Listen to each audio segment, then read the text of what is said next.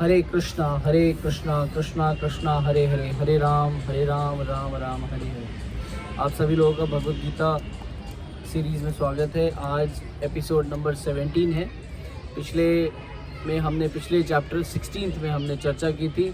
दो प्रकार के स्वभाव होते हैं, एक असुरी स्वभाव होता है और एक दैवी स्वभाव होता है। जो असुरी स्वभाव होता है उसके कार्यकलाप कैसे होते हैं, वो कौन से स्थानों में रहता है, उसका गंतव्य स्थान कैसा होता है, और जो देवी स्वभाव वाले होते हैं वो कैसे अच्छे कार्य करते हैं और उनका गंतव्य स्थान कैसा होता है। देवी स्वभाव वालों के बारे में हमने ये भी चर्चा की थी कि वो दो प्रकार से चीज़ों को जीवन में ग्रहण करते हैं, डायरेक्ट और इनडायरेक्ट एजुकेशन। डायरेक्ट एजुकेशन का मतलब है अच्छे स्थानों से अच्छी चीज़ों का ज्ञान लेना, और इनडायरेक्ट एजुकेशन का मतलब है गलत कार्यों को देखते हुए भी उससे ज्ञान लेना।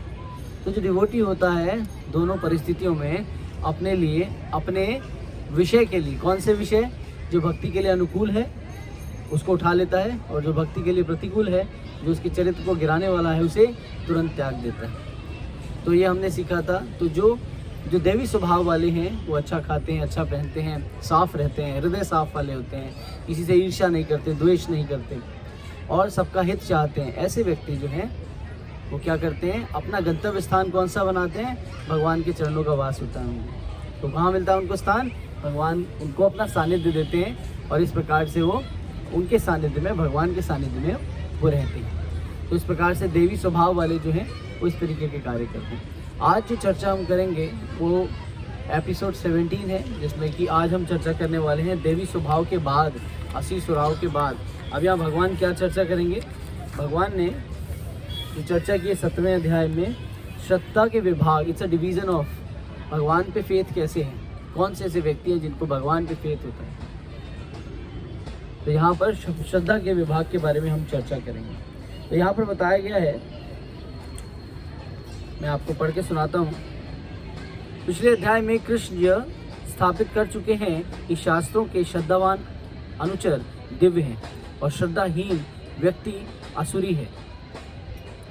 उन्हें यह निष्कर्ष निकाला है, जो शास्त्रों की अवहेलना करते हैं और मनमाने ढंग से कार्य करते हैं, ना तो इस जन्म में और ना ही अगले जन्म में सुख प्राप्त कर सकते हैं। तो कौन, जो शास्त्रों की अवहेलना करता है, शास्त्रों को नहीं मानता और मनमाने ढंग से कार्य करता है। जिनको बोला जाए शास्त्रों को मानो, नहीं मानते, भगवद गीता कोई नहीं पढ़ता, सब अपना पेट पालने के लिए कार्य करते हैं, मगर अपनी बुद्धि के लिए कोई कार्य नहीं करता। अपनी बुद्धि के लिए कोई भी कार्य नहीं करता। कैसी बुद्धि, विवेकपूर्ण बुद्धि, कि हमें जीवन में करना क्या है। वो हमेशा क्या करता रहता है, वो हमेशा अपने पेट को भरने के लिए कार्यों को सीखता रहता है, उचित हो या अनुचित हो उन कार्यों को करता है। ऐसे व्यक्ति का गंतव्य स्थान क्या होता है, ना तो जीवन में कभी संतुष्ट होता है और ना ही जीवन में कभी सुखी रह पाता है, और ना आने वाले अगले जीवन में कभी सुखी रहता है। ये जीवन में जो कार्य करता है, अगले जीवन में उसको दूसरा जन्म मिल जाता है, परंतु वहाँ भी रह के वो सुखी नहीं रह पाता। मैंने पिछली बार भी आपको समझाया था कि धन होने से सुख की प्राप्ति हमेशा नहीं मिल सकती। हो सकता है आप धनी हो मगर आप अच्छा खा नहीं सकते क्योंकि आपको शुगर की बीमारी है। हाँ, कोई व्यक्ति कितना भी धनवान हो, इसका मतलब ये नहीं है कि इसको सुख प्राप्त हो जाएगा। सुख तो कृपा से प्राप्त होता है, बिना सुख के, बिना कृपा से सुख प्राप्त नहीं हो सकता। तो यहाँ पर चर्चा होती है इस अध्याय में, अर्जुन कृष्ण से उन लोगों के भाग्य के बारे में जिज्ञासा करते हैं जिनकी श्रद्धा शास्त्रों पर आधारित नहीं होती। प्रत्युत्तर में कृष्ण 3 गुणों के स्थित श्रद्धा एवं अन्य चीज़ों का वर्णन करते हैं। तो भगवान से अर्जुन क्या पूछ रहे हैं कि उन व्यक्तियों के बारे में बताइए जिनको भगवान पे श्रद्धा नहीं होती, उनका गंतव्य स्थान क्या होगा, तो कैसी चेतना वाले होंगे, वो कौन से स्थानों पे जाएंगे, उनका क्या होगा, उन पे ऊपर कृपा कैसे प्राप्त होगी जो भगवान पे विश्वास नहीं करता। अब यहाँ पर भगवान उनको 3 गुणों के बारे में बताएंगे। 3 गुण कौन से हैं, सतोगुण, रजोगुण और तमोगुण। इन 3 गुणों के बारे में चर्चा करेंगे और भगवान बताएंगे कि कौन से ऐसे व्यक्ति हैं जो इन 3 गुणों में पाए जाते हैं और इन 3 गुणों में रहते हुए उन कार्यों को करते हैं। संक्षिप्त में कृष्ण अध्याय 16 में 2 विपरीत प्रकार के लोगों का वर्णन करते हैं। अब यहाँ भगवान 16वें अध्याय में भगवान ने 2 प्रकार के व्यक्तियों का वर्णन किया था। शास्त्रीय श्रद्धा रखने वाले दैवीय लोग होते हैं, जो शास्त्रों पे श्रद्धा रखते हैं। शास्त्र मतलब क्या, जो बताया गया है जीवन को जीने के लिए उस शैली को सीखना और उसके द्वारा जीवन को चलाना।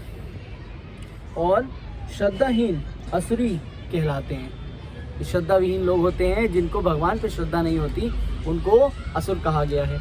अब ये कि द्वापर में भी आप जाएंगे और त्रेता में भी जाएंगे तो भगवान का जो सानिध्य नहीं करता था उसको क्या कहते थे, असुर।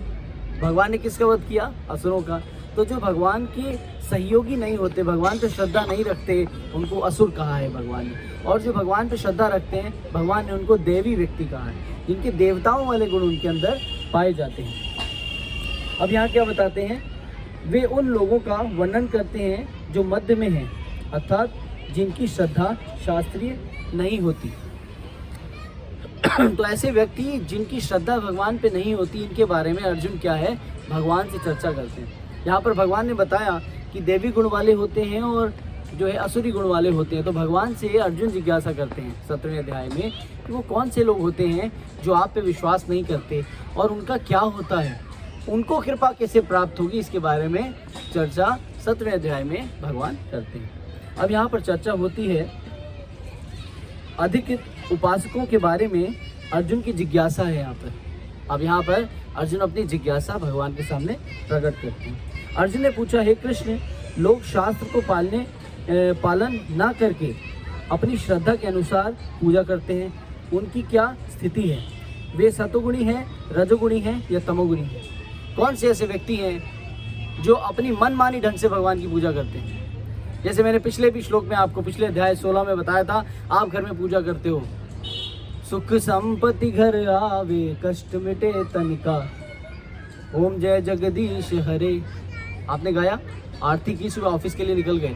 आपको ये पता है उस आरती की थाली में आपने अग्नि भगवान को क्यों अर्पित की थी, या आपने भगवान को जल क्यों चढ़ाया था, या भगवान को चवर क्यों हिलाया था, या मोर पंख क्यों हिलाया था, या अगरबत्ती क्यों दिखाई थी? आपको नहीं पता। इसका मतलब बिना चेतना की भगवान की सेवा करना। भगवान का एक नाम क्या है, भावग्राही जनार्दन। क्या है, सभी लोग बोलिए, भावग्राही जनार्दन। भगवान भावों के भूखे हैं। अगर कोई भी कार्य आप कर रहे हो, अगर उसके पीछे भाव नहीं है तो ये सब मैकेनिकल है। कैसे मैकेनिकल है? इसकी एक बहुत सुंदर स्टोरी आती है, बड़ी चटपटी है स्टोरी। कि एक बार एक लड़का लड़की की शादी हो रही थी, तो लड़का की जब शादी हो रही थी उस समय एक बिल्ली आई। बिल्ली ने छलांग मारी, जो मटका था पानी से भरा हुआ वो किस पे गिर गया, हवन कुंड पे गिर गया, अग्नि बुझ गई। पंडित जी ने बोला अपशगुन हो गया। तो लड़की के पिता ने बोला उपाय क्या है? तो बोले उस बिल्ली को लड़की का भाई पकड़ के लाएगा और एक सोने का पिंजरा, उसमें बिल्ली को डालेगा, पहले शादी होगी और शादी के बाद बिल्ली को छोड़ दिया जाएगा और पिंजरा ब्राह्मण को दान में दे दिया जाएगा। तो जब वो उनकी शादी हो गई, उनके बच्चे बड़े हुए। जब उनके बच्चे बड़े हुए तो उन बच्चे में से एक की शादी हुई, और जब शादी हुई तो शादी से पहले ब्राह्मण आया, उसने पूछा सामग्री क्या क्या लिखनी है, आप एक नोटपैड लीजिए, उस पर लिखिए। तो जब ब्राह्मण ने बोलना शुरू किया, उसने बोला कि ये सामान, ये सामान, ये सामान, ये सामान, ये सामान, और आखिरी में बोला एक सोने का पिंजरा और बिल्ली पकड़ के लानी है आपको, शादी तब संपन्न होगी।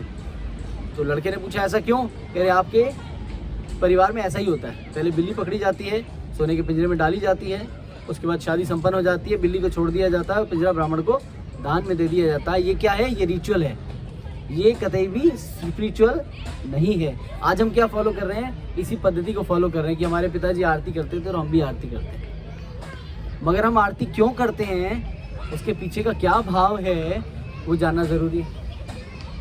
भले आप भगवान को 56 भोग ना लगाओ, मगर एक पत्ता भी तोड़ के भगवान को पूरे हृदय से भोग लगा दोगे तो भगवान स्वीकार कर लेंगे। भगवान को 56 भोग से भी ज़्यादा उसमें आनंद आ जाएगा, क्योंकि भगवान का नाम है भावग्राही जनार्दन। भगवान किसके भूखे हैं? भाव के भूखे हैं। भगवान आपके सामग्री के भूखे नहीं हैं, क्योंकि जो कुछ उन्होंने दिया है वही आपके पास है और उन्हीं का दिया हुआ आप खा रहे हैं। कोई भगवान को उनका दिया हुआ लौटा नहीं सकता। लौटा सकता है, हमारी औकात नहीं है। इसीलिए हमें क्या करना चाहिए? हमें समझना चाहिए।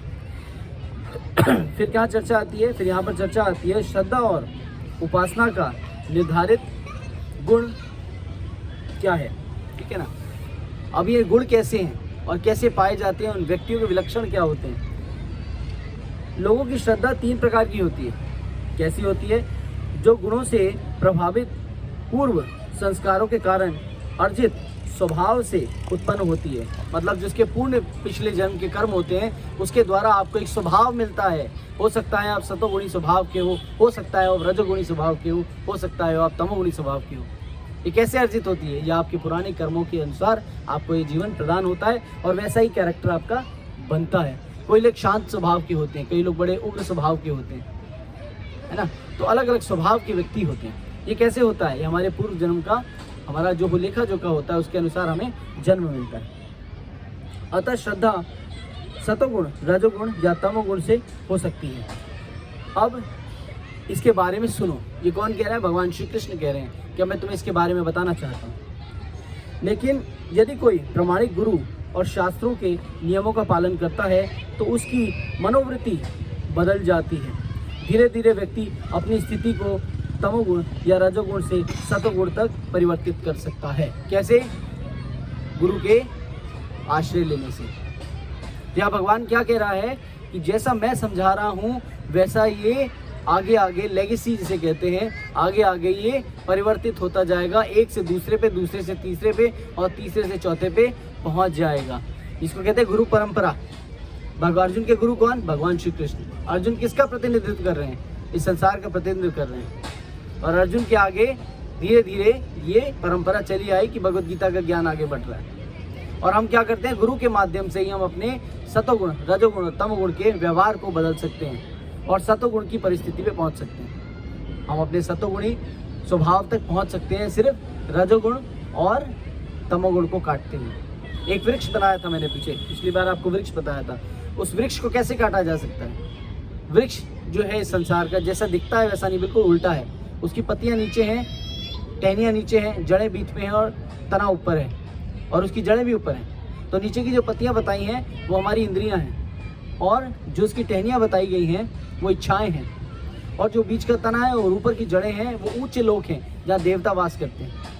और नाना प्रकार की चीज़ें हमें लाभान्वित करती है, हमें अट्रैक्ट करती है। और हमें क्या करना है? अपनी विरक्ति की कुल्हाड़ी से इस पेड़ को काटना है और भगवत धाम की प्राप्ति करनी है। तो यहाँ पर 3 गुणों की चर्चा की है जिसमें भगवान बता रहे हैं कि आप सतोगुण तक पहुँच सकते हो। कैसे? गुरु का आश्रय लेके। कितनी भी भगवत गीता पढ़ लो, मगर जब तक आप किसी के सानिध्य में भगवान की कृपा प्राप्त नहीं कर सकते तब तक आप उसको समझ नहीं सकते। आप समझे? वो कौन बता सकता है? जो पढ़ता हो, अपने जीवन में ग्रहण करता हो, वही आपको परिवर्तित कर सकता है। This is the science for self realization. ये कोई पढ़ाई लिखाई का विषय नहीं है, ये समझने का विषय। आत्म साक्षात्कार का विज्ञान क्या है? आत्म साक्षात्कार का विज्ञान खुद रियलाइज करना और एक स्टेज से दूसरी स्टेज तक पहुंच जाना। अगर हम आपको बोलेंगे ये रसगुल्ला मीठा है तो ज़रूरी नहीं है कि रसगुल्ला मीठा हो सकता है उसमें नमक डाल के आपको मजाक के रूप में भी खिलाया जा सकता है। मगर स्वाभाविक है रसगुल्ला मीठा है और आप खा लोगे, मगर बाद में आपको नमकीन लगेगा। फिर आपको बोलेंगे अप्रैल फूल बनाया, कितना मज़ा आया, है ना। मगर ऐसा ज़रूरी नहीं है। तो हमें क्या करना चाहिए? हम हर चीज़ को चख के देखें क्या इसमें स्वाद है ना। तो हमें क्या है, ये भक्ति जो है ये ऐसा नहीं है कि जेब से निकाली और आपकी जेब में डाल दी या अपने दिमाग से निकाली आपके दिमाग में डाली। ना ना ना ना ना, it's a science for self realization. खुद अनुभव करके ही आप इसमें एडवांसमेंट कर सकते हो। जो आज आप कर रहे हो वो रिचुअल है, आपको पता ही नहीं। आरती की थाली में आरती करते हो, आपको पता ही नहीं इसमें है क्या। भगवान का नाम भावग्राही जनार्दन, पत्ता तोड़ा, अर्पित किया। अगर श्रद्धा है, भगवान के प्रति भाव है, अर्पित करने की प्रवृत्ति है, अर्पित किया और भगवान ने स्वीकार कर लिया, तुरंत स्वीकार कर लिया। मगर अगर कॉन्शियस नहीं है, आप कितना भी धन दौलत, कितने भी छप्पन भोग अर्पित करो, भगवान उसको स्वीकार नहीं करेंगे। कैसे करेंगे? क्योंकि आपके भाव तो है, आप तो रिचुअल फॉलो कर रहे हो, स्पिरिचुअलिटी तो है ही नहीं आपके अंदर। बच्चे को कैसे खिलाते हो? भाव से खिलाते हो। किसी के और हाथ से कुछ भी खा लेता है आपका बच्चा? अगर किसी के बच्चे को पेस्ट्री खिलाने जाओगे तो उसकी माँ की तरफ देखता है वो कि मैं पेस्ट्री खाऊं या ना खाऊं। माँ बोलती है बेटा खा ले, तब वो पेस्ट्री खाता है। मगर आपकी गोद में उसको कुछ भी खिला दोगे खा लेगा। वो ये नहीं सोचेगा कि मैं क्या खा रहा हूँ, वो कुछ भी खिलाओगे वो खा लेगा। क्यों? आप पे विश्वास करते हैं। उसी प्रकार से भगवान जब आप भावना से कुछ खिलाते हो तो भगवान उसको तुरंत स्वीकार कर लेते हैं। No ifs and no buts. मगर हमारा क्या है, हम रिचुअल फॉलो करते हैं। मंदिर में जाके क्या चढ़ाते हैं? क्या चढ़ाते हैं? मंदिर में जाके कभी प्रसाद नहीं चढ़ाते। मंदिर में जाके भोग चढ़ाते हैं, आप प्रसाद खाते हैं। मगर मंदिर में जाके आप क्या चढ़ाते हो? क्या चढ़ाते हो? प्रसाद चढ़ा दो। क्या वो मंदिर जा रहे हैं प्रसाद चढ़ाने? अरे प्रसाद तो उच्चिष्ट बन के आता है तो आप खाते हो, मंदिर में प्रसाद नहीं चढ़ाते हो, मंदिर में तो भोग लगाते हो। जब खाते हो तो वो प्रसाद बनता है, भगवान को प्रसाद चढ़ाने नहीं जाते। मंदिर से लोग निकलते हुए क्या पूछते हैं? प्रभु जी आपने कभी भगवान को देखा? आपको 18-20 साल हो गए, कभी आपने भगवान को देखा? अरे मूर्ख प्राणी, तू मंदिर में दर्शन किसके करने आया था?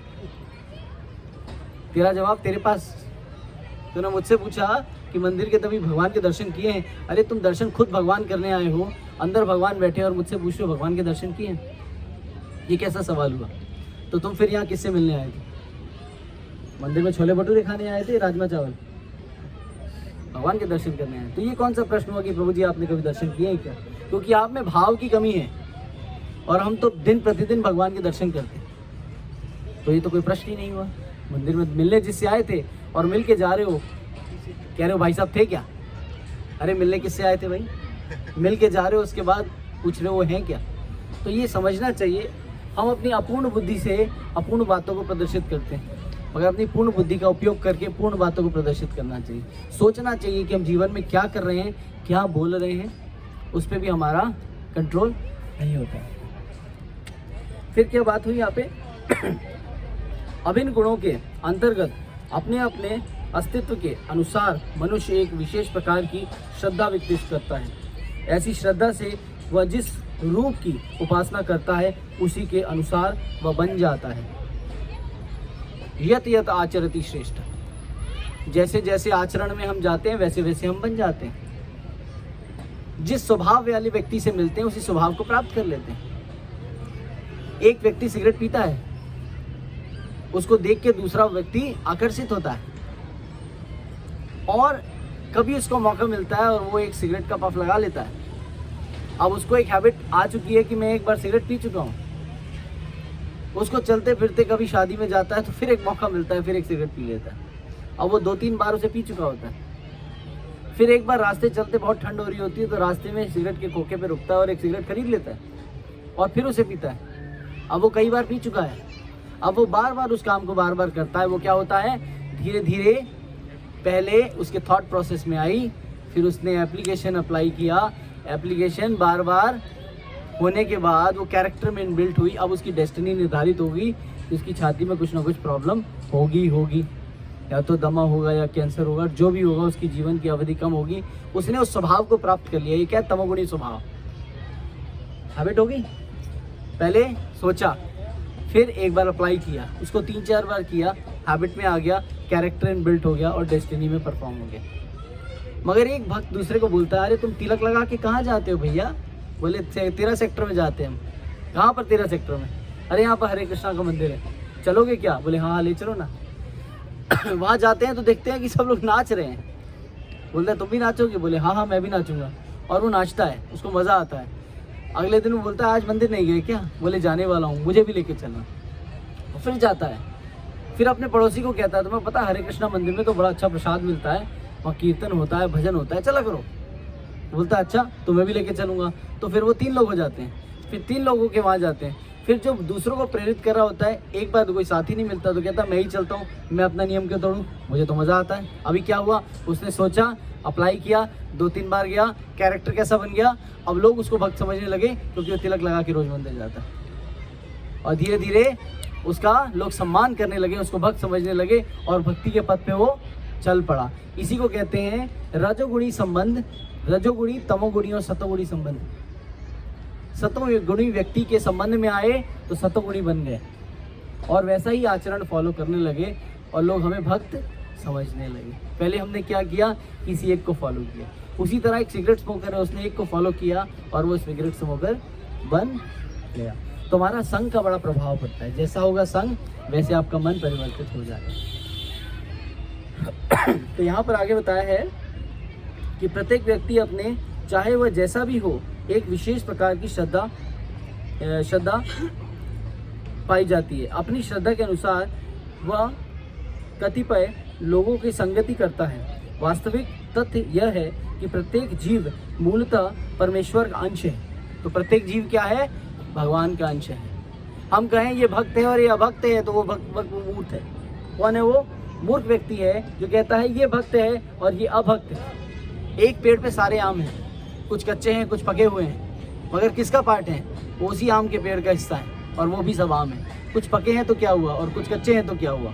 इसीलिए एक दूसरे को देख के उसकी निंदा, उसका उपहास नहीं उड़ाना चाहिए। कोई पक गया है, कोई पकने वाला है, और कोई पक चुका है, तो सभी एक स्तर पे हैं, सब सीख रहे हैं, सभी लर्नर हैं। किसी से एक दूसरे का हमें कंपैरिजन नहीं करना चाहिए, एक ही पेड़ पे सभी लगे हुए हैं आम, है ना। आगे क्या कहते हैं? वास्तविक तत्व यह है कि प्रत्येक जीव मूलतः परमेश्वर का अंश है, लेकिन जब वह भौतिक प्रकृति के संसर्ग द्वारा भगवान के साथ अपने संबंध को भूल जाता है, तो गुणों की संगति से वह अपना स्थान बनाता है। इस तरह से प्राप्त कृत्रिम श्रद्धा तथा अस्तित्व मात्र भौतिक होता है, कि वो क्या करता है? भगवान के साथ अपना संबंध भूल जाता है, इसीलिए इस भौतिक जगत में आता है और नाना प्रकार के प्रवर्तित लोगों से, मान लीजिए सतोगुणी व्यक्ति से, रजोगुणी व्यक्ति से और तमोगुणी व्यक्ति से मिलता है, और उसी स्वभाव को अपना लेता है और वैसे ही कार्य करने लगता है। तो भगवान ने मनुष्य ने दी है विवेकपूर्ण बुद्धि है, अपनी बुद्धि का प्रयोग करें, समझें और उसको जीवन में अप्लाई करें। हमारी प्रवृत्ति कैसी है मालूम है? हमारी प्रवृत्ति ऐसी है, एक गधे के सामने धोबी क्या करता है? गाजर को लटकाता है और कहता है इस बोझ को उठाओ और वहाँ तक ले जाओ, मैं तुम्हें गाजर खाने को दूंगा जो तुम्हारे सामने लटक रही है। मगर उस गाजर को खाने की लालच में वो थोड़ा और चलता है, मगर गाजर तो लटकी हुई है आगे, उतनी ही दूर रहती है। फिर थोड़ा और आगे चलता है, गाजर वहीं लटकी हुई है, फिर और आगे चलता है, गाजर वहीं लटकी हुई है। उसको गाजर प्राप्त नहीं होती, मगर फिर भी वो उसके पीछे भागता रहता है। वैसे आजकल का मनुष्य है कि जहाँ ललाहित होता है उसके पीछे भागना शुरू कर देता है, मगर वो चीज़ उसको प्राप्त नहीं होती, इसलिए वो क्या करता है? ईर्ष्या करता है, द्वेष करता है, घृणा करता है, और उसके अंदर क्रोध उत्पन्न होता है, और नाना प्रकार के किसी भी वस्तु को पाने के लिए अनुचित कार्यों को करने का प्रयास करता है। आजकल का व्यक्ति बुद्धिमान नहीं है, आजकल का व्यक्ति कपटी है, धूर्त है, किसी भी चीज़ को प्राप्त करने के लिए कोई भी कार्य करने को तैयार नहीं है। तो हमें क्या करना है? चतुर तो सिर्फ भक्त होते हैं जो को संसार से भक्ति के लिए अनुकूल परिस्थिति को उठा लेते हैं और प्रतिकूल को तुरंत त्याग देते हैं। जैसे व्यक्ति मल त्याग के भाग जाता है वहाँ से। जो व्यक्ति अगर खेतों में मल त्याग करते हैं तो वहाँ से तुरंत भाग जाते हैं, क्योंकि वहाँ स्मेल आती है, अपने मल तक को बर्दाश्त नहीं करते। तो मल के समान है क्या? जो प्रतिकूल, जो अनुकूल व्यवस्था है उसी को अपनाना है जीवन में। आपके कैरेक्टर को बनाने के लिए जो अनुकूल परिस्थिति है उसको अपना लो, प्रतिकूल को तुरंत त्याग दो, आपका जीवन सफल हो जाएगा। मगर हम क्या करते हैं? किसी भी लालच को प्राप्त करने के लिए, किसी भी लालचीपन हमारा जो होता है खत्म नहीं होता, इसको कहते हैं चीटिंग प्रोपेंसिटी, वो कभी खत्म नहीं होती, उसके पीछे बारंबार हम भागते रहते हैं, भले प्राप्त हो या ना हो। ज़रूरी नहीं है कि एक बिजनेसमैन है तो उसका बिजनेस कॉपी करोगे तो आप भी बिजनेसमैन अच्छे बन जाओगे। आपका अपना स्वभाव है, अपने आप को ढूंढो, आपके अंदर क्या क्वालिटी है, उस कार्य को करो। किसी को धोखा देने की प्रवृत्ति ना रखो, अपने आप को कुशल बनाओ, तब आप जीवन में सक्सेसफुल हो सकते हैं। चीटिंग प्रोपेंसिटी से आप जीवन में कभी भी सक्सेसफुल नहीं हो सकते, राइट। अब इन गुणों के अंतर्गत पूजा, अब ये 3 गुणों के लोग पूजा कैसे करते हैं? इसमें बताया है सतोगुण में किसी अभिप्राय से व्यक्ति देवताओं की पूजा करता है। सतोगुणी व्यक्ति क्या करता है मालूम है? अभिप्राय की अभिव्यक्त मतलब अपनी इच्छाओं की पूर्ति करने के लिए देवी देवताओं की पूजा करते हैं। सुख संपत्ति घर आवे, कष्ट मिटे तन का, कि इसको क्या चाहिए? सुख संपत्ति घर आवे, कष्ट मिटे तन का, इसके अलावा कुछ नहीं चाहिए। उसको विवेकपूर्ण बुद्धि नहीं चाहिए, उसको भगवान की सेवा नहीं चाहिए, उसको क्या चाहिए? उसको लक्ष्मी चाहिए। ऐसा व्यक्ति जिसको खाली लक्ष्मी चाहिए वो रावण है, असुर है। क्योंकि मान लीजिए आप में से कोई भी सज्जन, मैं आपको बुलाना चाहूँ तो मुझे आपके घर में जाके आपको एक इनविटेशन देना है, आपकी पत्नी आपके साथ स्वयं आएंगी हमारे घर में प्रसाद पाने, आएंगी, करेक्ट? कि मुझे आपकी पत्नी को अलग से इसमें इन्विटेशन देना पड़ेगा? नहीं देना पड़ेगा ना। उसी तरीके से जब नारायण को बुलाओगे तो नारायण के साथ लक्ष्मी स्वयं आती है, लक्ष्मी नारायण के साथ रहती है। मगर हम क्या चाहते हैं? हमें लक्ष्मी चाहिए, और वो भी कि अनुचित स्थान पे कहीं भी चाहिए। और उसको कहाँ प्रयोग में लाओगे मालूम है? शराब पीने में, जुआ खेलने में, अवैध संबंध स्थापित करने में, अवैध उड़ाने में, तो अगर लक्ष्मी का ये सम्मान होगा तो क्या करेगी आपके साथ लक्ष्मी? आपको एक दिन उठा के पटक देगी। क्यों? एक तो पति के बगैर उनको बुला लिया, उसके बाद उसको सही उपयोग में नहीं लेके आए। अरे नारायण को बुलाओ ना, लक्ष्मी स्वयं आती है। आती कि नहीं आती? बड़ा स्वाभाविक है। इस भौतिक जगत में होता है तो आध्यात्मिक जगत में क्यों नहीं होगा? वहीं से तो ये सब कुछ आया है। तो नारायण की पूजा करो। नारायण घर आएंगे तो लक्ष्मी वहाँ प्रसन्न रहेंगी, उनके साथ रहेंगी, उनके चरण दबाती रहेंगी और आपको सेवा देती रहेंगी नारायण की। तो इस प्रकार से हमें क्या करना चाहिए? अनुचित कार्य करने चाहिए, बुद्धि का प्रयोग करना चाहिए, उसी के अनुसार जीवन यापन करना चाहिए। अब यहाँ पर क्या है, सतोगुणी व्यक्ति क्या करता है? अपनी इंद्रियों की पूरी करने के लिए, अपनी इच्छाओं को पूरी करने के लिए क्या करता है? अपनी इच्छाओं को पूरी करने के लिए वो देवी देवताओं की पूजा करता है। कोई बोलता है साईं बाबा जी के पास जाओ, उनके मंदिर में जाओगे तो धनवान बन जाओगे। कोई जाता है तिरुपति बालाजी में, अगर अपने हिस्सा चढ़ाओगे तो तुम धनवान बन जाओगे। हाँ, और तुम कहीं जाओगे तो वहाँ जाके तुम धनवान बन जाओगे। किसी और मंदिर जाओगे तो वहाँ जाके तुम्हें ये सफलता प्राप्त होगी।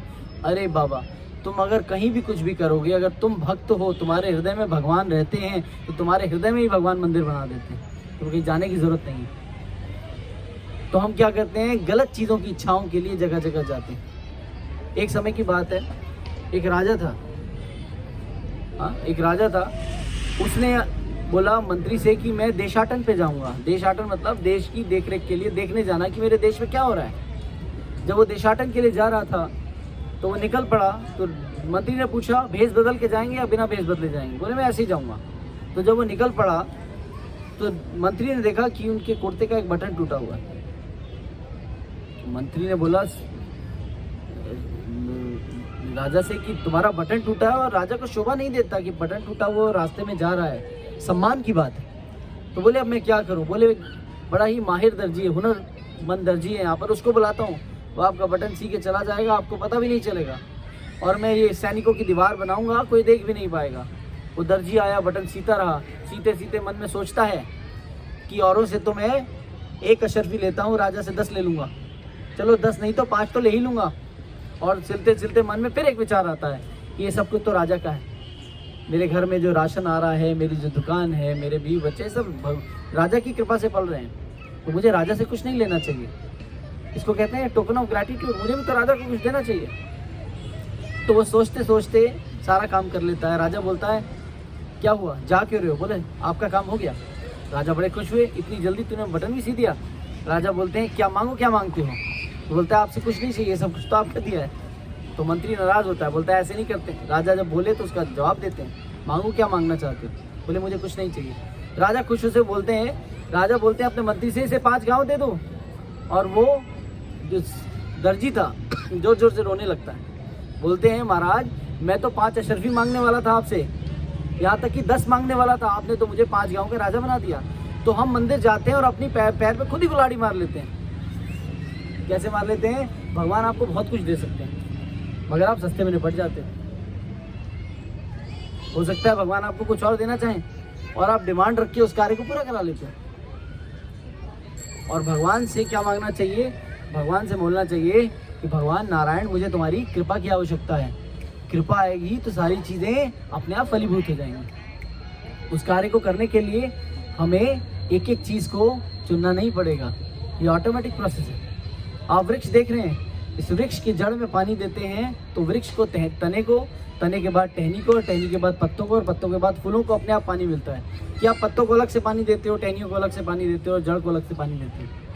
आप सिर्फ जड़ को पानी देते हो, वृक्ष अपने आप उस जड़ से पानी खींच लेता है। उसी तरीके से जब हम भगवान को अर्पित करते हैं, भगवान को प्रसन्न करते हैं, तो भगवान सारी चीज़ों में अपना समावेश करता है और सारी चीज़ें फलीभूत हो जाती हैं, खुश हो जाती हैं, प्रसन्न हो जाती हैं। इसीलिए यज्ञ किए जाते हैं कि भगवान को अर्पित करोगे तो भगवान प्रसन्न होंगे और सारी जीवन में जितनी भी चीज़ें आप इस प्रकृति में देख रहे हैं वो सब लाभान्वित हो जाएंगे।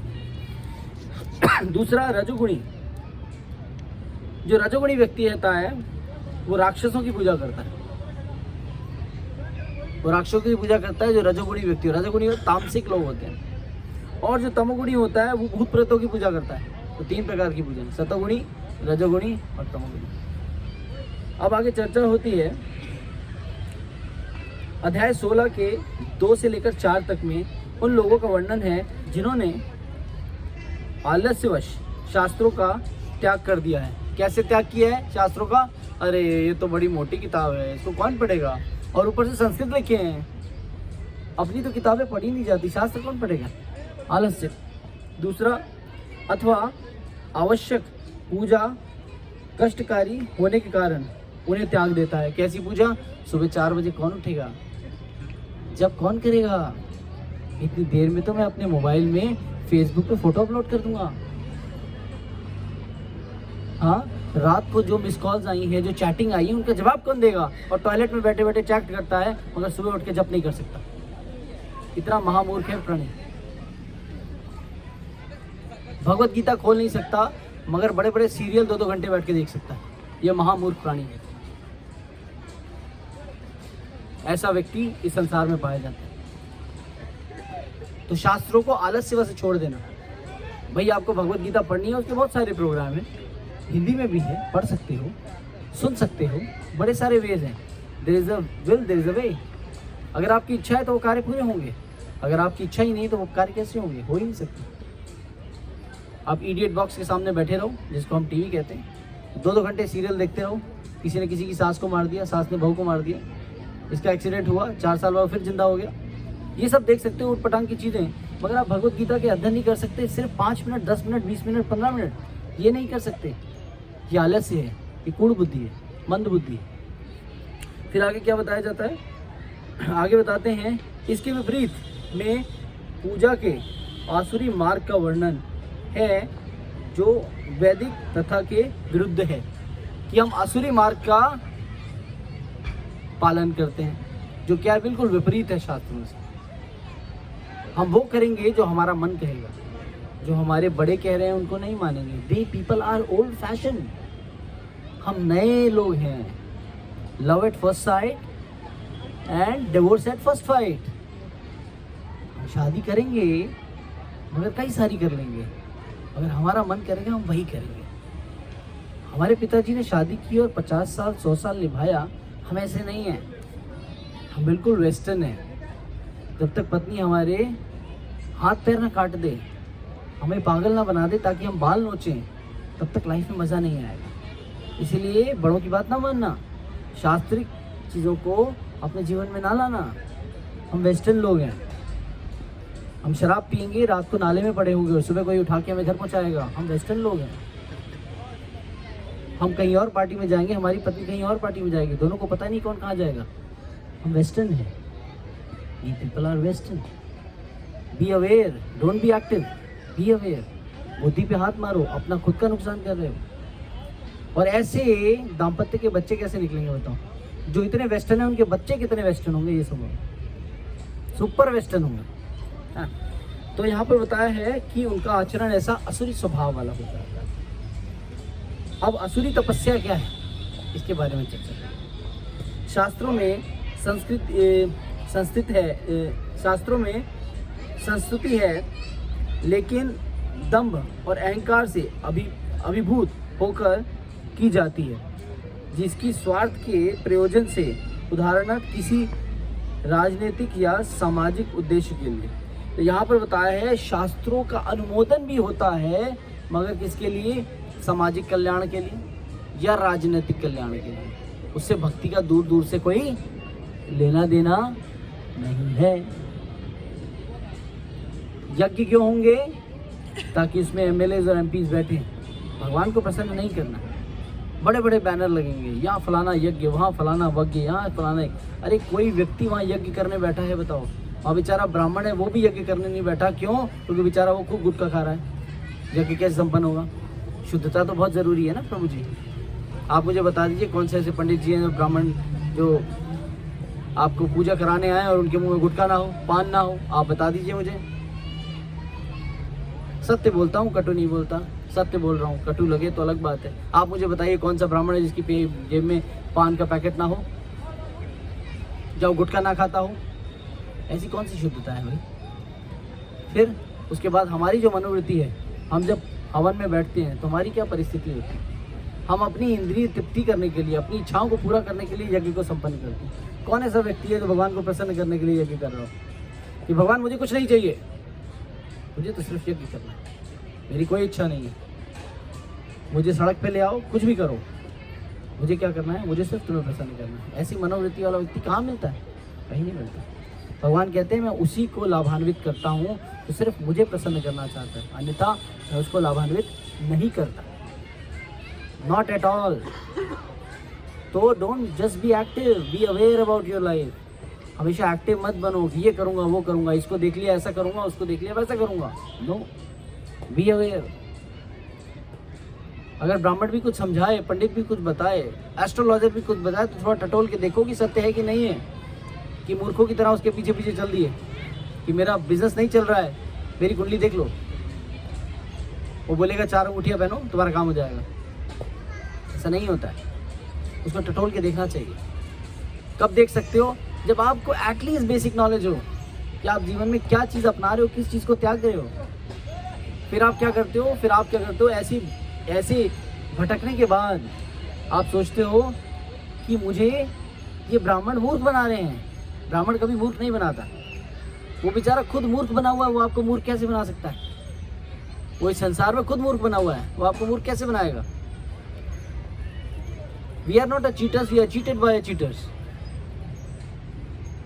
But we don't know we are cheaters और नॉट, क्योंकि हम खुद धोखा खा रहे हैं और धोखे को आगे अपना रहे हैं। इसलिए हम कहते हैं हम धोखेबाज नहीं हैं, मगर धोखा तो आप खुद खा रहे हो। अगर वो लेगेसी से आ रहा है वो भी तो धोखा हुआ। तो be aware about your self. इसीलिए जो वैष्णव समाज है उसका सम्मान करना बहुत इसलिए ज़रूरी है कि हमें बेसिक नॉलेज हो, भगवत गीता की नॉलेज हो कि एक ब्राह्मण एक वैष्णव कैसा होता है, उसका आचरण कैसा होता है। देख के पहचान सकते हो ये ब्राह्मण है क्योंकि इसका आचरण ऐसा है। आज भी ऐसा था, कल भी ऐसा है और 1 साल भी बाद ऐसा मिलेगा। ऐसा नहीं है आपको बहकाने के लिए आज ऐसा है और कल बदल गया। उसकी दिनचर्या क्या है, वो दिखता कैसा है, खाता कैसा है, रहता कैसा है, बैठता कैसा है, उसके ऊपर निर्भर करता है वो कैसा ब्राह्मण है। मगर हम भ्रमित हो जाते हैं, हमें पता ही नहीं है। जिस चीज़ के बारे में ज्ञान नहीं वो तो आपको कैसे भी बेवकूफ़ बना सकता है। You should aware about this. तो आगे क्या चर्चा होती है? काम आसक्ति और शारीरिक बल से प्रेरित मूर्खतापूर्ण शरीर तथा परमात्मा को कष्ट देते हैं।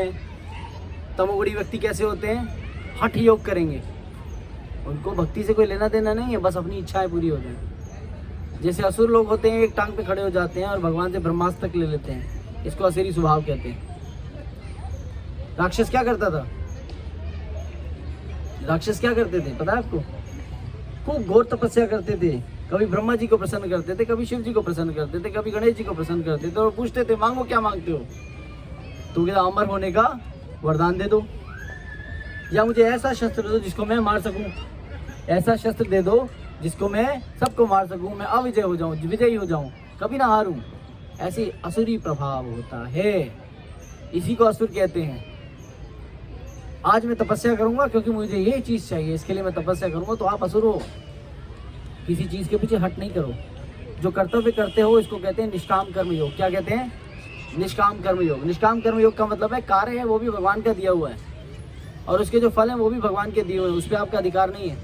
और बिना अधिकारों की चीज़ों को मांग रहे हो, आपसे बड़ा मूर्ख कौन होगा? कोई होगा? जब आपका किसी चीज़ पे अधिकार ही नहीं है, उसके पीछे आप पड़े हो पागलों की तरह। आपकी जेब में जितनी जगह है उतना ही सामान उसके अंदर आ सकता है, आपके कटोरे में जितना स्पेस है उतना ही मटेरियल उसके अंदर आ सकता है, उससे ज़्यादा कभी नहीं आ सकता। मगर हम क्या चाहते हैं? कटोरा भर जाए, उसको उल्टा करके उसमें भी डाल दो, मगर नीचे का तो गिर जाएगा। इतने मूर्ख हैं। तो हमें क्या करना चाहिए? हमें निष्काम कर्म योग का पालन करना चाहिए। ये जो कर्तव्य है ये भगवान की प्रॉपर्टी है, उसको भगवान की सेवा में लगाना है। उससे जो रिजल्ट आएगा वो भी भगवान की इच्छा अनुसार आएगा। आपके साथ अच्छा हुआ ये भगवान की कृपा है, और आपके साथ जो बुरा हो रहा है वो भी भगवान की ही कृपा है, क्योंकि आपने ऐसे कर्म किए हैं जिसके अनुसार आपको बाउंस बैक मिला है। जितनी ज़ोर से गेंद फेंकोगे उतनी ज़ोर से वापस आएगी, ठीक है ना। उसके बाद भौतिक प्रकृति के 3 गुणों के अनुसार लोगों के आहार, यज्ञ, तपस्या और दान भी 3 प्रकार के होते हैं। क्या क्या? आहार, ऐसे लोग जो यज्ञ करते हैं उनका आहार कैसा होता है। दूसरा, उनके यज्ञ कैसे होते हैं उनकी तपस्या कैसी होती है और उनके दान कैसे होते हैं। इन 3 चीज़ों पे भगवान अब चर्चा करते हैं। अब यहाँ पर 3 गुणों में भोजन के बारे में बताया गया है कि व्यक्ति कैसा खाता है। तो यहाँ पर बताया गया है आयु, शुद्धता, बल, स्वास्थ्य, सुख तथा तृप्ति का वर्धन ऐसे भोजन से होता है। मतलब जो सतोगुणी भोजन होता है उसमें क्या क्या मिलता है? आयु बड़ी हो जाती है, शुद्धता मिलती है, बल मिलता है, स्वास्थ्य अच्छा रहता है, सुख मिलता है, तृप्ति होती है, इसका वर्धन होता है। ये बढ़ता है, इंक्रीज होता है, घटता नहीं है। ऐसा भोजन रसमय होता है। रसमय समझते हो? पानी वाला होता है। कैसा होता है? पानी भरा होता है। कैसा भोजन? सतोगुणी भोजन रसीला होता है, पानीदार होता है। स्निग्ध होता है। स्निग्ध मतलब खुशबूदार होता है।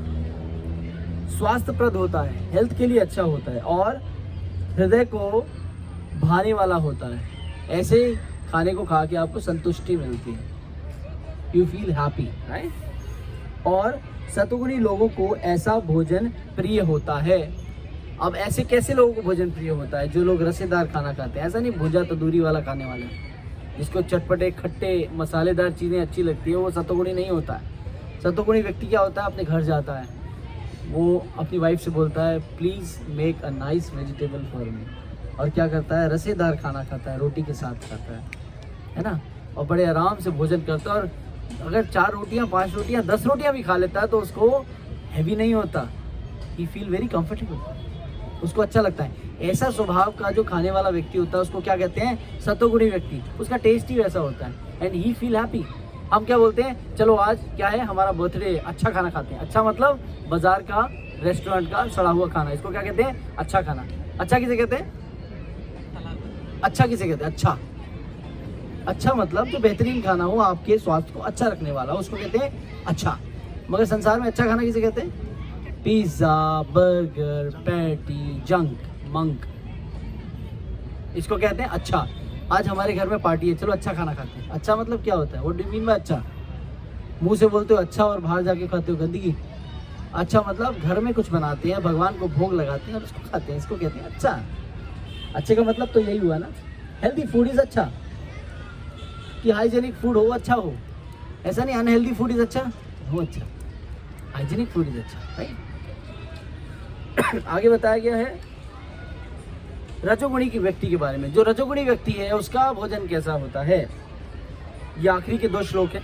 उसका भोजन कैसा होता है? भोजन जो अत्यधिक तीखा, खट्टा, नमकीन, गरम, अत्यधिक तीखा, ज़्यादा खट्टा, बहुत ज़्यादा गरम और बहुत ज़्यादा नमकीन वाला हो, नमक से भरा हुआ हो, ऐसा रजोगुणी लोग खाते हैं। अहंकारी, स्वाभिमानी, घमंडी, ऐसे लोग खाते हैं इसे। उनको ये सब चीज़ें पसंद लगती है, उनके स्वभाव में होता है, वो अपने आप उसको पिक करते हैं। ऐसा नहीं है इसको बताया गया, बनाया गया, उसका स्वभाव ऐसा है। उसको बोलोगे कि तुम्हें ये भेलपूरी खानी है, तुम्हें ये गोलगप्पे खाने हैं, या तुम्हें ये भगवान का प्रसाद खाना है, बोले मुझे गोलगप्पे खाना है, इस गोलगप्पे को भोग लगाओ, मैं इसको खाऊंगा, हाँ, तो उसमें भी उसको चटपटे का स्वाद है, उसको गोलगप्पे ही खाने। उसका चुनाव ही ऐसे होता है। जैसे आपको पसंद किया जाए, आपको पीला रंग पसंद है तो आप पीले को चुनोगे, अगर आपको पसंद है सफ़ेद तो आप सफ़ेद चुनोगे, इसको पसंद है लाल तो ये लाल चुनेगा। वैसे हमारा जो स्वभाव होता है उस चीज़ को हम चुन लेते हैं। वैसे ही हमें खाने को अगर बोला जाएगा तो हम गोलगप्पे उठाएंगे, क्योंकि हमें चटपटा खाना पसंद है। अगर बोलेंगे भगवान का प्रसाद खा लो, उधर तंदूरी चिकन बिक रहा होगा तो तंदूरी चिकन उठाओगे, क्योंकि उसको तीखा खाना और सड़ा हुआ, भुजा हुआ खाना अच्छा लगता है। वो प्रसाद नहीं खाएगा, उसको तंदूरी खाना है। भगवान के मंदिर के पास खिचड़ी मिलती है, वो भी मुफ्त, मगर वहाँ कम भीड़ होती है। यहाँ पर तंदूरी चिकन की दुकान पे ज़्यादा भीड़ होती है। क्यों? यहाँ पैसे भी दोगे, गंदगी भी खाओगे और वहाँ पर प्रसाद नहीं खाओगे।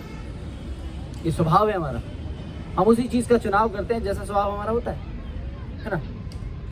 फिर क्या बताया गया है? चटपटे, शुष्क मतलब सूखे, तथा जलन उत्पन्न करने वाले, जो एसिडिटी क्रिएट करते हैं, ऐसे खाने को हम खाते हैं।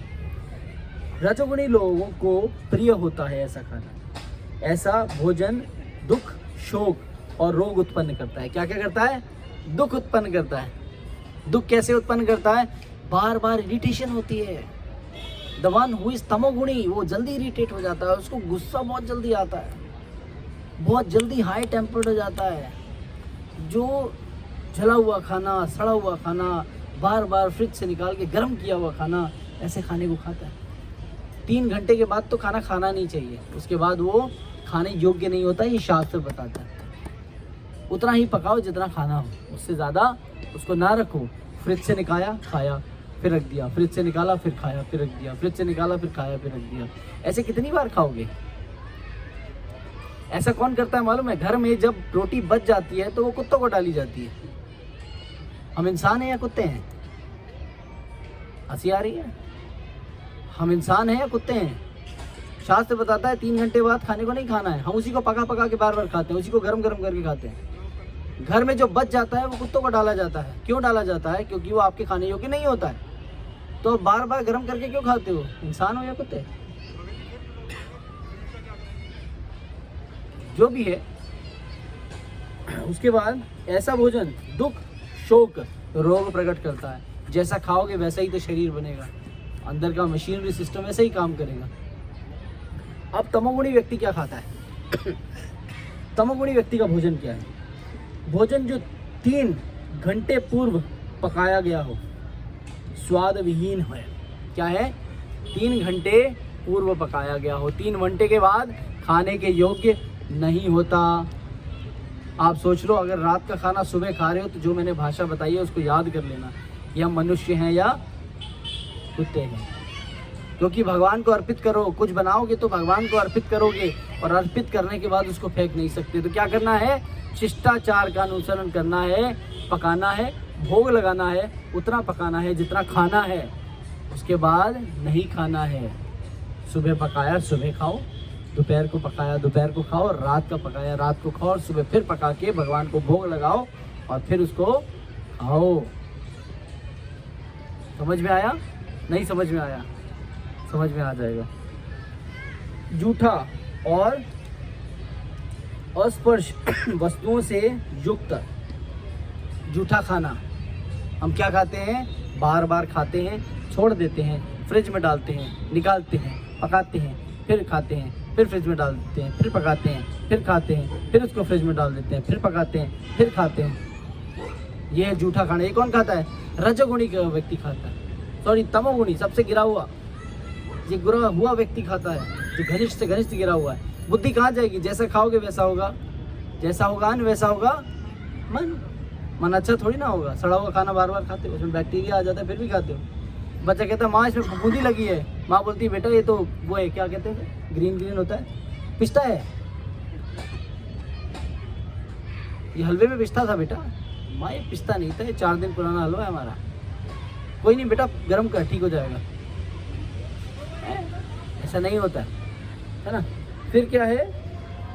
तमोगुणी लोगों को प्रिय होता है। कैसा? ऐसा खाना तमोगुणी लोगों को प्रिय होता है। तो सतोगुणी मैंने आपको बताया, सरलता वाला, 3 घंटे पहले बनाया, रसेदार, कम नमक वाला, कम मिर्च वाला खाना। फिर क्या बताते हैं लास्ट में? उच्चिष्ट भोजन। उच्चिष्ट मतलब भगवान का प्रसाद। उच्चिष्ट भोजन उसी अवस्था में किया जा सकता है जब वह उन भोजन का अंश हो जो भगवान को अर्पित किया जा चुका हो, अथवा किसी साधु पुरुष, विशेष पुरुष या गुरुजन द्वारा ग्रहण किया हो चुका हो। वैष्णव भक्त ऐसे भोजन को ग्रहण नहीं करते जो भगवान को अर्पित नहीं किया गया हो, चाहे वह सतोगुणी भोजन क्यों ना हो, रजोगुणी भोजन क्यों ना हो। अगर सतोगुणी भी भोजन है और भगवान को अर्पित नहीं किया या भक्तों के द्वारा उसको चखा नहीं गया हुआ, तो वह आप खा नहीं सकते, आपके योग्य नहीं है। क्यों? क्योंकि आपने पेड़ से ले लिया तो पेड़ की प्रॉपर्टी ले ली, जब तक भगवान को अर्पित नहीं की, उसके दोष भगवान ने निकाले नहीं, आपको दोष मुक्त नहीं किया, तब तक आपने पाप खाया और कुछ नहीं खाया। इसीलिए भगवान को अर्पित किया जाता है, इसीलिए भगवान को अर्पित किया जाता है। फिर चर्चा आती है सात्विक यज्ञ क्या है। अब ये सतोगुणी यज्ञ के बारे में चर्चा हुई है कि हमारे जीवन में ये सात्विक यज्ञ क्या होता है।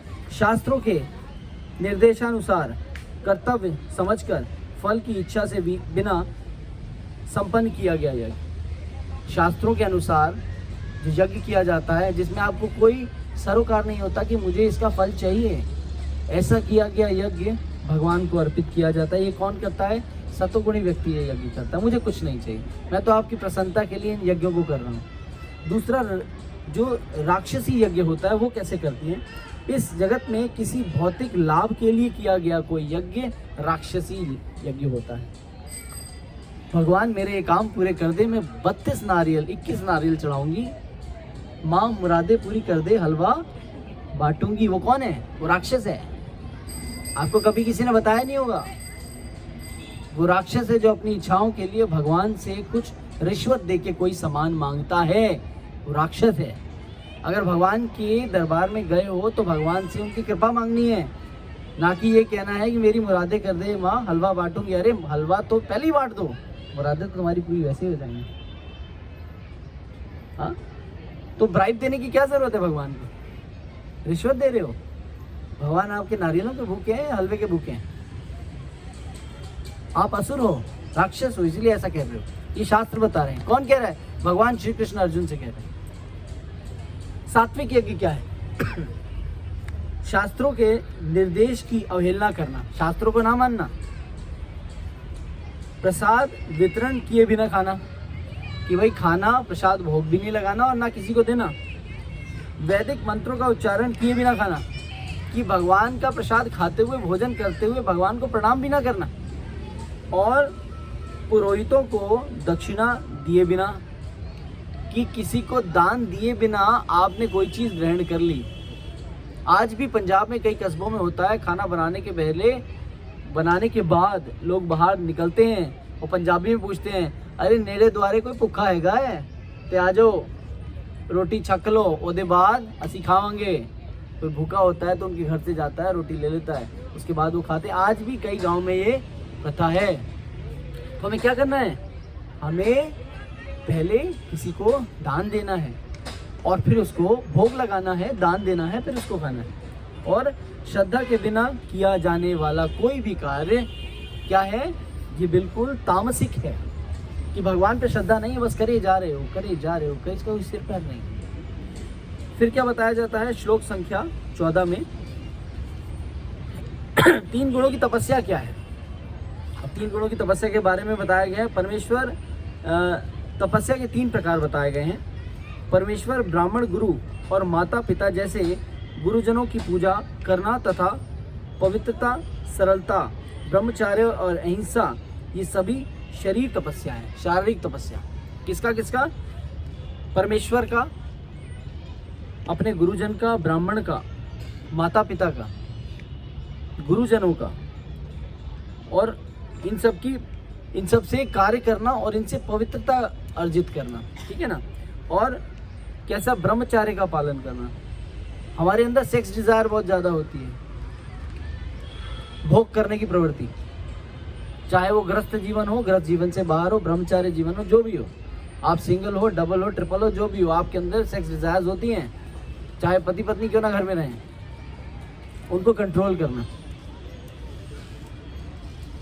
बच्चों की उत्पत्ति के लिए, और आपको कंट्रोल नहीं होता तो एटलीस्ट मंथली वाइज और twice in a month, not regularly. ये कौन करता है मालूम है? ये पशु करते हैं। This is a dog habits. Gate पे चालू हो गया, उधर चालू हो गया, कबूतर 50-50 बार करते हैं। ये पशु करते हैं, मनुष्य नहीं करते। ये सत्य है जो मैं बता रहा हूँ आपको। दूसरा बताया क्या है? अहिंसा, शांत स्वभाव का होना चाहिए, गुस्सैल नहीं होना चाहिए। वे सभी शारीरिक तपस्याएं हैं। जो ऐसा व्यक्ति होता है बड़ा सदाचारी होता है, रिस्पेक्ट देने वाला होता है। He respects everyone, respect mother father, respect his God, ठीक है। गुरुजनों का सम्मान करने वाला, पत्नी को सम्मान देने वाला, पर स्त्रियों को सम्मान देने वाला, कम गुस्सा करने वाला, शांत स्वभाव का व्यक्ति, ये सतोगुणी व्यक्ति है। जो दूसरों को सम्मान देता है, ये सतोगुणी व्यक्ति। फिर क्या बताया जाता है? बताया था वाणी की तपस्या क्या है। किसकी तपस्या? अभी मैंने शरीर की तपस्या बताई, मैं बता रहा हूँ वाणी की तपस्या क्या है। दूसरों को शुद्ध न करने वाले वाक्य बोलना, जो दूसरों को भेदने वाले वाक्य हैं उनको ना बोलना। आज का समाज कैसा है? युद्ध किस लिए होते थे? धर्म की स्थापना के लिए होते। आज के युद्ध कैसे होते हैं? अगर उसे बोला ए छोले भटूरे, वो भी जवाब देता है तू सबसे बड़ा छोला भटूरा। आई मीन टू से, आप समझ गए होंगे। हाँ, तो हम ऐसे जवाब देते हैं लोगों को। ऐसा नहीं करना, हर व्यक्ति को सम्मान देना।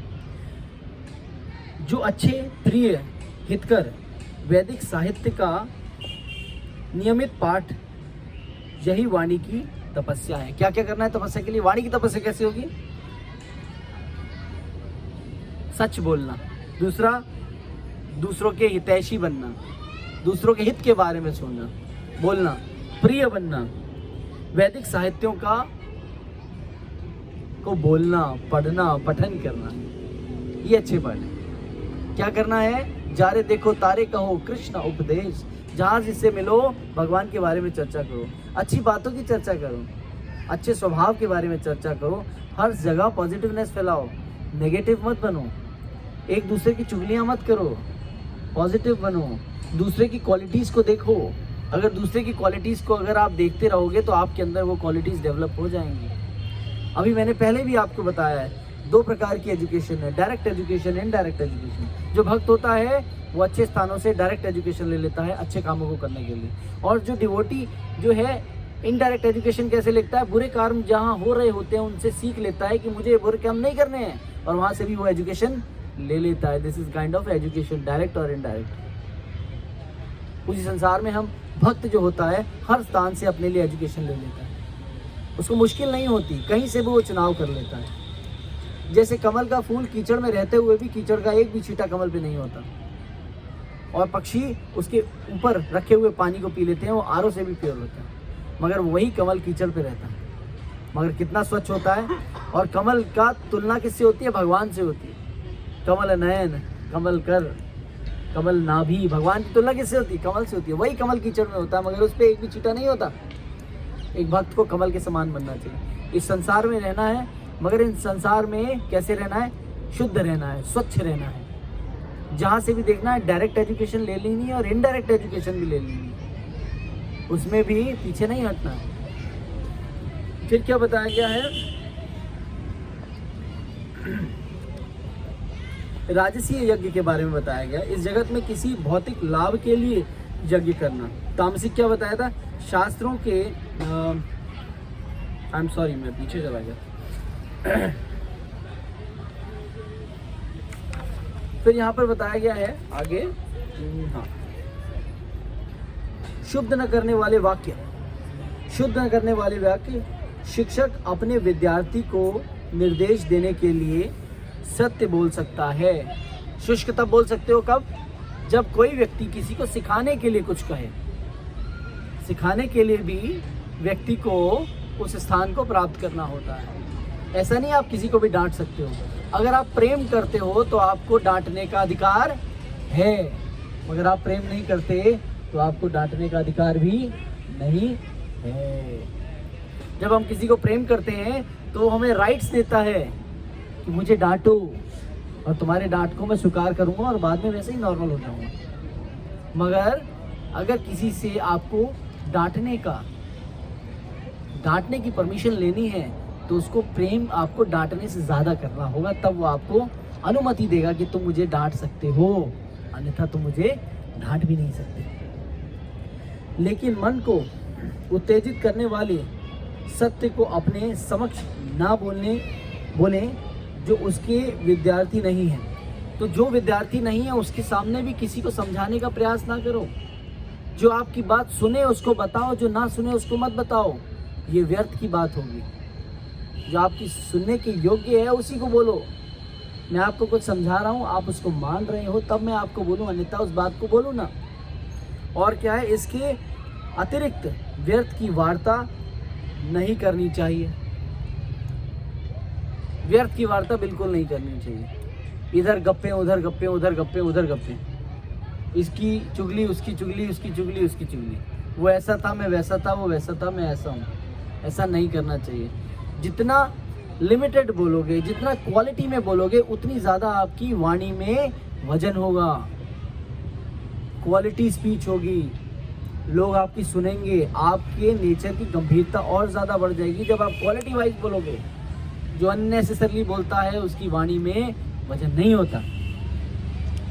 फिर क्या बताया है? आध्यात्मिक क्षेत्र में बोलने की विधि है। शास्त्र समस्त तथ्यों को प्रिय तरीके से उच्च लोगों के समक्ष बोलना। शास्त्रों को बताने का भी एक विधि होती है, वो कैसे मिल सकती है? शास्त्रों के द्वारा मिल सकती है। अगर आपने अपनी स्पीच की क्वालिटी को बढ़ाना है और अच्छा बोलना है ताकि आप लोग सुने, तो आप वो भी आपको शास्त्रों से मिलेगा, यहाँ पर इसको बताया गया। उसके बाद मन की तपस्या क्या है?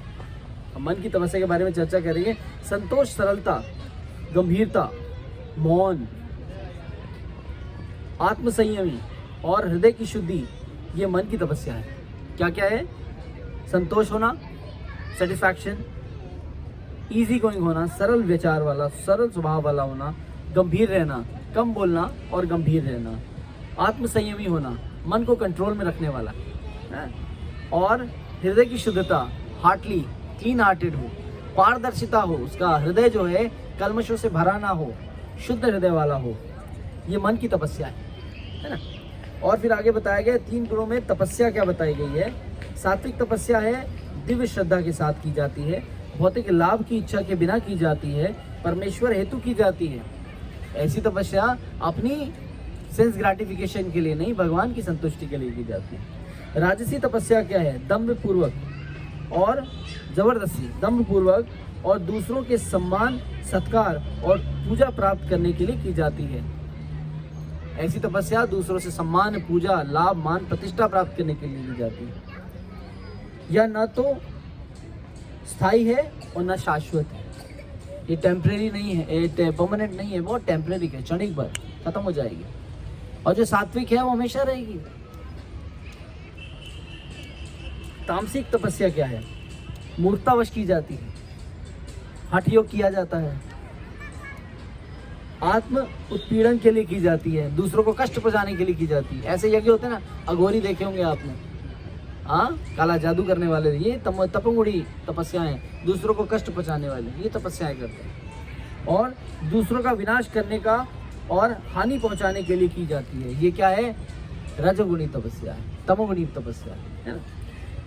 फिर क्या बताया? 3 गुणों के दान किस प्रकार के होते हैं? दान सुनिए अब किस प्रकार के होते हैं। सात्विक दान कैसे होता है? कर्तव्य समझ के किया जाता है, ये मेरा कर्तव्य है कि मैं दान देना चाहता हूँ, और प्रत्युत्तरी की आशा से कि हाँ, प्रत्युपकार की आशा से किया जाता है, कि मैं किसी पे उपकार नहीं कर रहा हूँ, ये आशा होती है। समुचित काल तथा स्थान में योग्य पात्र को ही दिया जाता है, जो योग्य है उसी को दान देना, अन्यथा एवं तेवं दान नहीं दे देना। फिर दूसरा क्या है? रजोगुणी दान कैसे दिया जाता है?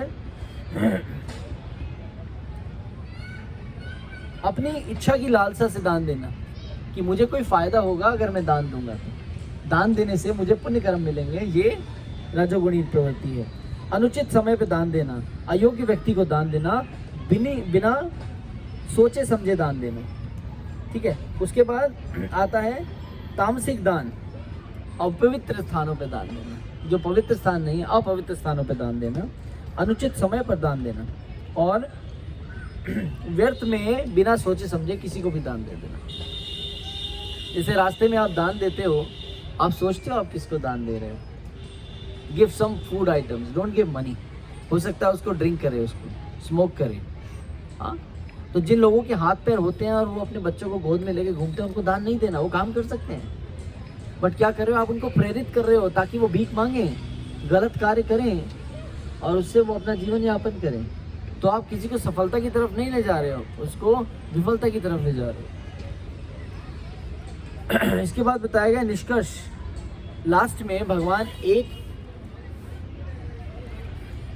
उच्चारण करते हैं, ओम तत् सत। इसके बारे में भगवान ने 3 वाणी में बताया है। भगवान कहते हैं यह अनुभाग यज्ञ, दान, तप करने की सही भाव जो भगवान के प्रति समर्पण है का कारण करता है। ये क्या है? ओम तत् सत। ये क्या है? ओम तत्सत का मतलब है ये 3 शब्द परम ब्रह्म विष्णु को सूचित करते हैं। ब्रह्म की संतुष्टि के लिए किए गए यज्ञ के समय ब्राह्मणों द्वारा उच्चारित किए जाते हैं। क्या? ओम तत्सत। तो हम किसका उच्चारण करते हैं? ओम का उच्चारण करते हैं। आगे चर्चा करेंगे। ओम का उच्चारण ब्रह्म की प्राप्ति के लिए शास्त्रीय विधि के अनुसार यज्ञ, दान तथा तप करने वाले द्वारा सदैव प्रभाव किए जाते हैं। कौन सा नाम? ओम, है ना। इसको कौन प्राप्त करता है? किसको प्राप्त करने के लिए? ब्रह्म को प्राप्त करने के लिए, भगवान की प्राप्ति के लिए ये नाम लिया जाता है। फिर क्या बताया? तत् क्या है? तत् का उच्चारण भव बंधन से मुक्ति के लिए किया जाता है। इस संसार से हमें जो मुक्ति मिल जाए, किस तरीके की मुक्ति? जो हम ये लालच की प्रवृत्ति से बंधे हुए हैं, हमें भगवान से ज़्यादा जुड़ें और भौतिक चीज़ों से हमारा लालच कम हो जाए। इसके लिए भव बंधन से मुक्ति की इच्छा के, कर्म फल की इच्छा किए बिना यज्ञ, तप और दान करने वाले के द्वारा किए जाते हैं। और फिर लास्ट में क्या बताया? सत का प्रयोग परम सत्य, परम सत्यता के ज्ञान का खोजकर्ता एवं यज्ञ के, यह खोजकर्ता मतलब भगवान के बारे में बता रहे हैं, यज्ञ के संपन्न करता को सूचित करने के लिए किया जाता है। यज्ञ, तप और दान के सभी शुभ कार्य परमेश्वर की प्रसन्नता के लिए किए जाते हैं। भगवान को समर्पित कोई भी कार्य शाश्वत है और सत्य कहलाता है। सारी चीज़ें भगवान को अर्पित करनी चाहिए। आप खा रहे हैं, सो रहे हैं, पी रहे हैं, बैठ रहे हैं, जो भी कर रहे हैं, किसके लिए कर रहे हैं? सब मैं भगवान के लिए कर रहा हूँ, क्योंकि भगवान को संतुष्ट करना चाहता हूँ। भगवान जैसे मुझे रखना चाहें वैसे रखें, है ना। और इसका क्या होता है? असत क्या? असत के बारे में भगवान ने बताया, परमेश्वर में श्रद्धा के बिना किया गया कोई भी यज्ञ, दान, तप नश्वर है, वह असत कहलाता है और इस जन्म तथा अगले जन्म दोनों में व्यर्थ माना जाता है। कौन सा? असत। असत को कहते हैं असत संग करना, वो संग करना जिसमें भगवान की प्राप्ति ना होना। तो इस प्रकार से यहाँ पर भगवान ने 17वें अध्याय में